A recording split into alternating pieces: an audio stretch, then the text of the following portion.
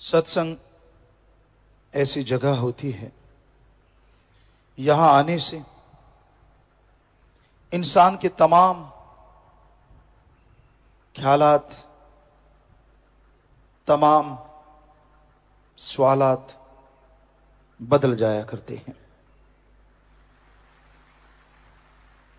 सच्ची श्रद्धा भावना से सत्संग अगर कोई सुनता है तो जन्मों जन्मों के पाप कटने शुरू हो जाते हैं।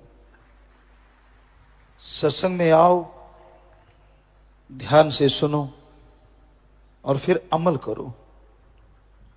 जो इंसान अपने पीर फकीर के वचनों को नहीं मानता, जो इंसान सत्संग सुनने के बाद भी रूहानियत को मजाक समझता है, पूरी जिंदगी मजाक बन जाती है।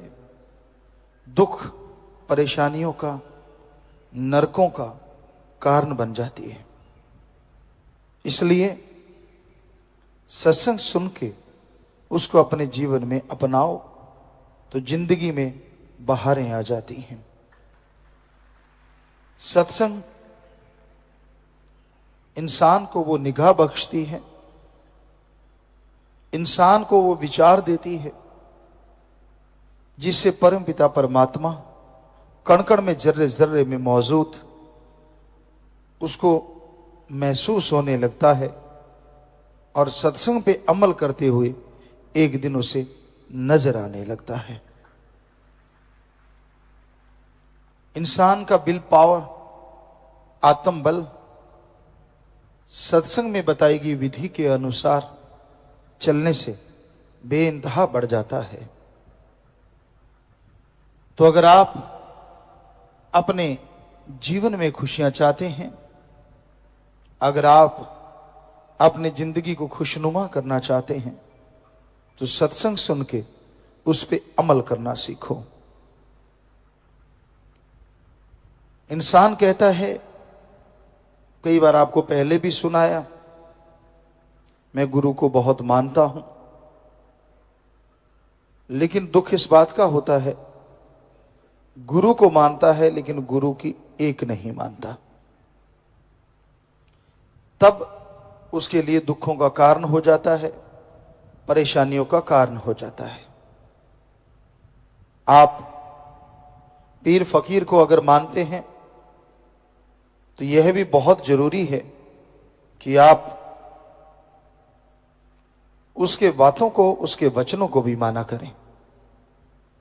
जब तक इंसान गुरु पीर फकीर के वचनों को नहीं मानता तब तक वो दोनों जहां में खाली रहता है।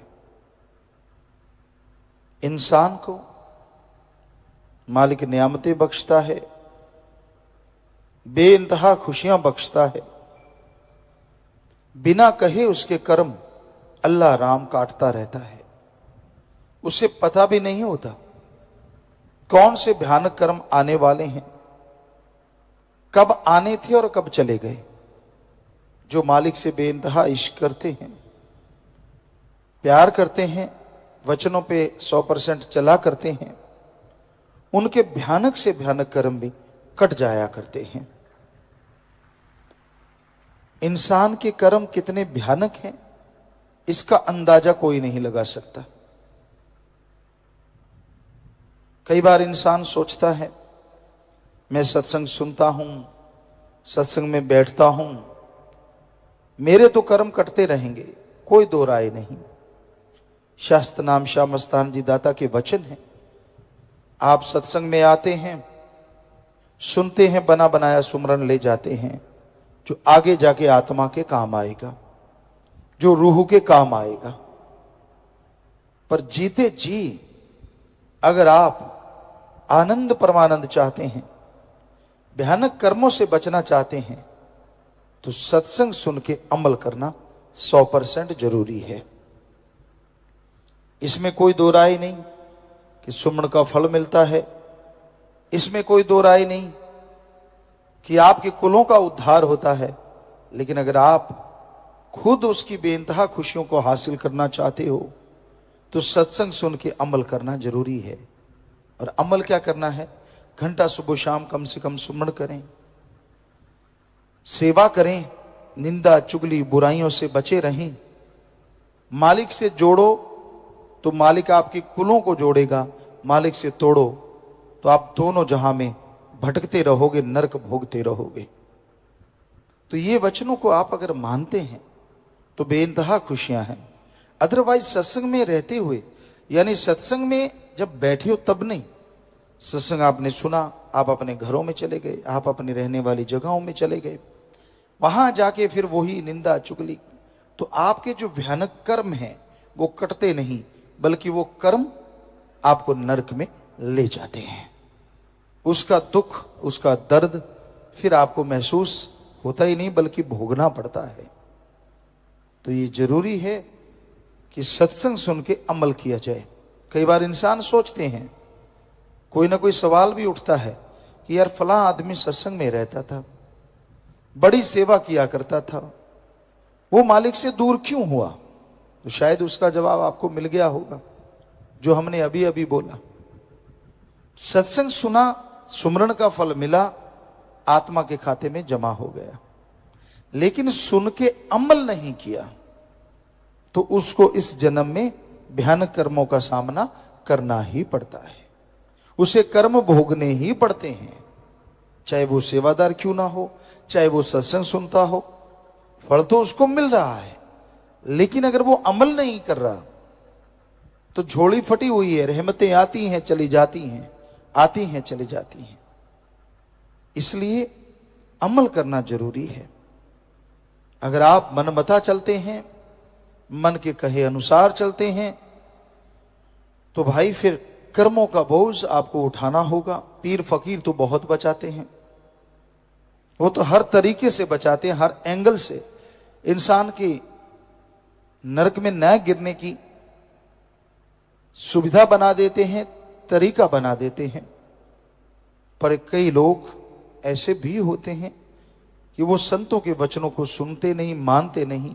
उनके अंदर एक ही होता है कि एक बार नरक का स्वाद चखना है, और वो भूल जाते हैं कि नरक का स्वाद जो एक बार चख लेता है फिर वो नरक में ही जिंदगी भोगता है, तड़पता रहता है, व्याकुल रहता है, चाह के भी किसी को नहीं बता सकता कि मेरे साथ क्या बीत रही है, क्योंकि बेइज्जती होती है। और जो बीत रही होती है उसे बदल नहीं सकता, क्योंकि खुद ही नरकों को चुना है।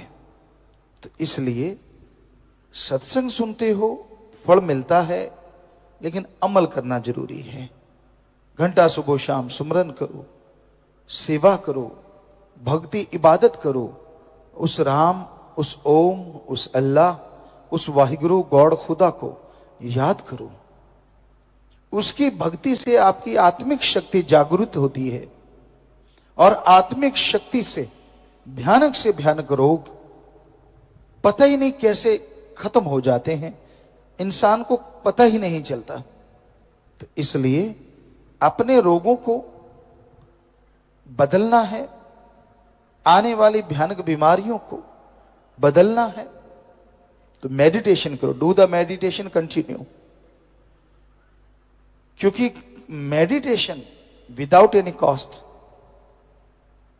बिना पैसे के, बिना कपड़े चेंज किए किया जा सकता है। आप जैसे जैसे मेडिटेशन करते जाएंगे, आप जैसे जैसे गुरुमंत्र नाम का जाप करते जाएंगे, वैसे वैसे मालिक की दया में रहमत आप पे बरसती जाएगी। तो अपने अंतःकरण की सफाई करो, पीर फकीर के वचनों को मानो। क्या आप सोच सकते हैं कि वो कभी किसी का बुरा करते हैं? संत बुरा करना तो दूर, किसी का बुरा सोचते नहीं। चाहे वो उनको गालियां क्यों ना देता हो, उनको गलती क्यों ना बोलता हो, तो फिर आप सत्संगी सोचिए, आपके लिए पीर फकीर बुरा क्यों कर सकते हैं और क्यों कह सकते हैं? आप मन की वजह से दुखी हो सकते हैं, या मनमते लोग आपको गुमराह कर सकते हैं, पर पीर फकीर कभी किसी का बुरा नहीं करते। वो हर किसी के भले की बात करते हैं, हर किसी का भला करना चाहते हैं। करवाने वाला करवाता है या नहीं करवाता, ये इंसान पे निर्भर करता है। तो इसलिए हमेशा ध्यान रखो, पीर फकीर जो बात कहते हैं वो भले के लिए कहते हैं, भला करते हैं। जो सुन के अमल कर लेते हैं उनका भला होता चला जाता है। धन धन सतगुरु तेरा ही आसरा। सभी साध संगत जी से निवेदन है कि मेरा चैनल जरूर सब्सक्राइब करें जी। धन धन सतगुरु तेरा ही आसरा।